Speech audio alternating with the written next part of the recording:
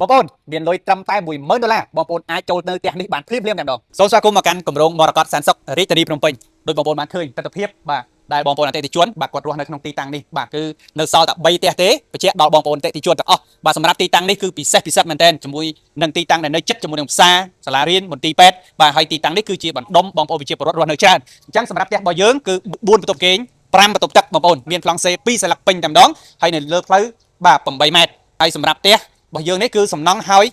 95%ហើយអញ្ចឹងពុកម៉ែបងប្អូនដែលចាប់អារម្មណ៍ចង់បានផ្ទះនៅក្នុងទីតាំងភូមិសាស្ត្រខេត្តសែនសុខរាជធានីភ្នំពេញដែលលក្ខខណ្ឌនៃការបង់ងាយបងប្អូនចូលរួមមុនត្រឹមតែ$10000ក៏បងប្អូនអាចចូលនៅបានភ្លាមតែម្ដងចូលទៅមើលខាងក្នុងផ្ទះទាំងអស់គ្នាថាតើស្អាតយ៉ាងណាដែរ